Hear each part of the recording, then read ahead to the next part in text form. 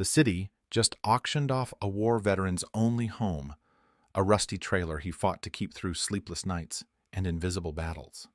Now, armed strangers roll in, ready to rewrite his fate with thunderous engines and unbreakable loyalty. But what happened next will shock even those who thought they'd seen everything. But first, let's go back to the beginning. Jake Miller's hands trembled as he held the crumpled letter, the harsh ink mocking him with every word. Property sold at public auction. His breath hitched, a raw sting pressing beneath his ribs. Years of service, countless nights of nightmares, and relentless pain condensed into this cruel, sterile sentence. It wasn't just a trailer that had been auctioned off. It was a piece of his soul ripped away by a faceless system. The trailer had been more than a home. It was a fortress against the chaos of his mind. Inside those faded walls, he had carved out a fragile peace. The small, battered furniture, the cracked windows patched with duct tape, and the faded yellowed photographs of his younger self in uniform. All memories tethered to a man trying desperately to hold on to who he was before the war took so much. The trailer was his anchor in a world that had spun out of control. He hadn't fallen behind on his taxes out of negligence. Jake's PTSD gnawed at his ability to function. Daily medication swallowed like bitter pills to stay grounded, and endless medical appointments drained what little money he scraped together from his veterans' benefits and part-time jobs. When the city sent notices, they piled up unopened on the dusty counter. The letters looked like threats, but for Jake, they were just another reminder that his pleas for help had vanished into an indifferent void. He had called the local government offices more than once, trying to explain, begging for mercy, but his voice was drowned by automated systems and cold clerks. No one saw the man behind the numbers. Now, the city had decided he was a delinquent, a liability, and treated him like any other property tax debtor. The auction notice said nothing about his service or sacrifices. It didn't mention the physical and emotional wounds he carried. For the city officials, Jake was just a name on a list, a number to be cleared. The auction had been a quiet affair, without fanfare or consideration. A couple of strangers now held the rights to the place where Jake had faced his darkest demons. His neighbors, mostly families with well-kept homes and neat lawns, hadn't lifted a finger. Some pretended not to notice, others averted their gaze when he passed. The same neighbors who once nodded a polite hello had now become silent observers to his unraveling life. Fear and indifference had built an invisible wall around Jake, isolating him further. He wasn't just losing his trailer, he was losing the fragile connection to the world that had once seemed worth fighting for. As Jake stared out at the rusty metal walls of his trailer, anger surged like a storm breaking free. Not the righteous kind that inspires action, but a raw, aching fury that burned with betrayal. He had fought for this country, defended its ideals, yet here he was, discarded like trash by the very system he had sworn to protect. The city's cold bureaucracy had no room for human stories, no understanding of the battles waged long after the guns fell silent. His fists clenched, nails digging into his palms, as he thought about the officials who signed off on the auction. They sat in their air-conditioned offices, shielded from the consequences of their decisions, detached from the lives their policies destroyed. How easily they condemned a man to homelessness without a second thought. The injustice was a knife twisted in his gut, a wound no amount of time could heal.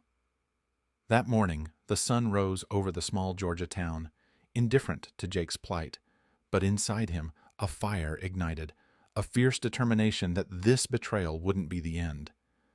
The city might have taken his trailer, but they hadn't taken his will to fight back.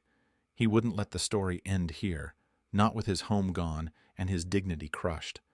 Somewhere in the shadow of that bitter loss, a new battle was beginning, one fueled by rage, resilience, and a desperate hope for justice.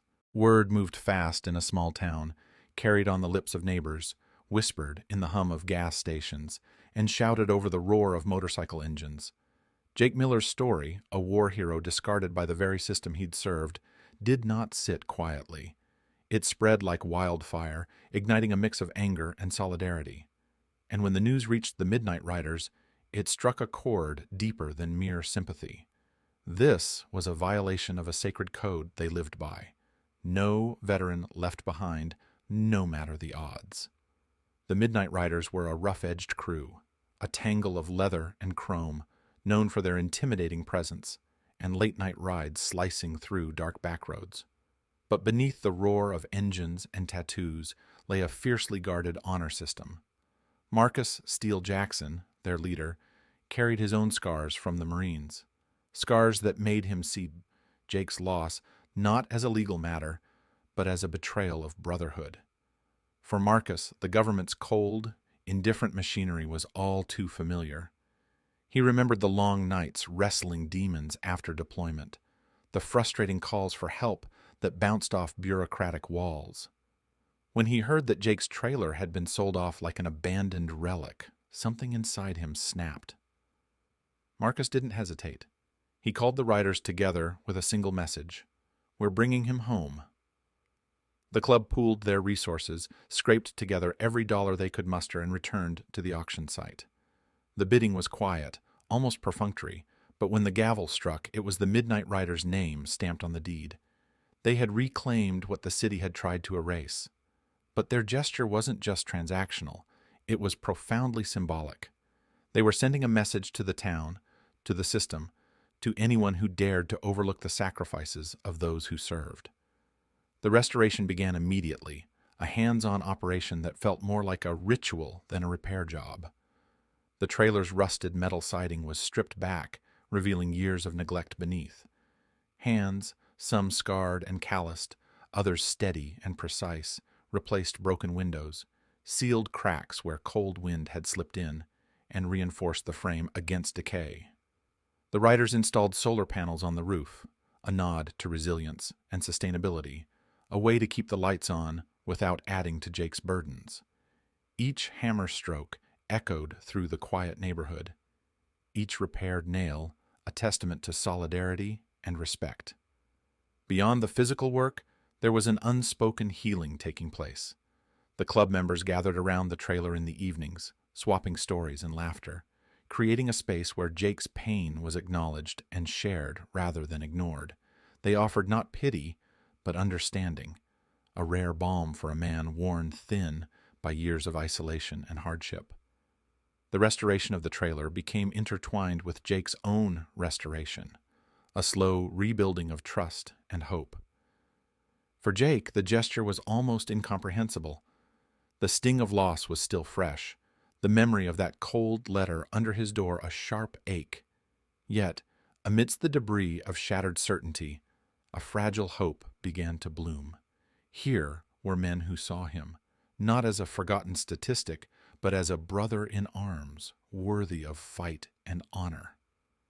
The midnight rides and roaring engines, once symbols of distance and danger, had transformed into a lifeline, tethering him back to a community that refused to let him fall. In the quiet moments, when the sun dipped low behind the pine trees, Jake would sit on the trailer's small porch and watch the riders roll past, their silhouettes etched against the amber sky. The pain of losing his home had not vanished, but it had been met with a force greater than despair, a force born of loyalty, justice, and a profound belief that some battles must be fought again, this time not on foreign soil, but here, in the heart of a town that finally chose to stand with him. The motorcycle club's intervention was more than a rescue. It was a reclamation of dignity, a testament that justice is not always delivered from above, but often wrested from the hands of those brave enough to act. For Jake, it was the first step in a journey from brokenness toward something like redemption, carried on the rumble of engines and the promise of brotherhood. Jake's hands trembled as he turned the key in the weathered lock, the rusty click echoing louder than expected in the crisp morning air. The crowd gathered before him was modest but charged, dozens of faces etched with rough kindness, leather-clad riders standing like sentinels, neighbors who'd once looked away now watching with quiet reverence. His chest tightened, the weight of the moment settling in. This was more than the return of a trailer. It was a reclaiming of identity, dignity, and defiance. The trailer, once a dilapidated shell marked by neglect and loss, now gleamed with fresh paint, solar panels catching the morning light, windows repaired and shining. It was a monument to survival, not just of a man, but of a spirit refused to be broken. Tears blurred Jake's vision as he stepped inside. The smell of wood polish, engine grease, and faint hints of campfire smoke lingered, signatures of the midnight riders who had poured their sweat into every board and nail. It was no longer just a dwelling. It was a sanctuary woven with the unspoken promise of brotherhood. For years, the trailer had been a silent witness to Jake's pain, the restless nights, the memories that haunted, the isolation that gnawed at his soul. Now it stood restored, a beacon of what solidarity could achieve. But even in this moment of fragile victory, the shadow of opposition loomed. City officials, cold and bureaucratic, arrived with papers and threats, waving regulations and permits like weapons. They insisted the trailer was still in violation, that the sale and restoration were unlawful, and that they could seize it again under municipal code. Their words were precise, rehearsed, a stark reminder that the machinery of the state often runs indifferent to human stories. Their intent was clear: to crush this small victory, to remind Jake and his allies that defiance came at a price. Marcus Steele Jackson stepped forward, his voice calm but steel-hard beneath the calm. The riders formed a protective line behind him, a wall of solidarity as the crowd murmured in growing unrest.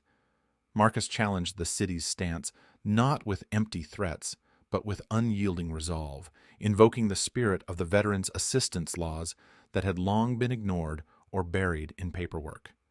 He produced documents, letters, even video testimony gathered by the club and local activists, exposing the city's failure to accommodate the needs of its own veterans. The riders had not only bought back the trailer, they had ignited a movement. The tension in the air was electric, the confrontation no longer just a local dispute, but a spotlight shining on systemic injustice. News crews arrived, recording the standoff while social media buzzed with hashtags and stories about Jake's fight. What had begun as a personal battle transformed into a public reckoning. Townspeople who had once been indifferent now spoke openly, their voices adding weight to the demand for fairness. The city's bureaucrats found themselves besieged not only by facts, but by the moral force of a community refusing to be complicit in erasing one of its own. Under mounting pressure, the city officials capitulated. The legal barriers were dismantled, the taxes waived under a veteran assistance program hastily revived in response to the backlash. Jake's trailer was officially recognized as his home once more, now shielded by laws that acknowledged sacrifice and sought to prevent such tragedies. The victory was hard won, but unequivocal. Jake stood outside his restored trailer alongside Marcus and the midnight riders, the sun casting long shadows as it dipped low, illuminating faces marked by resolve and relief.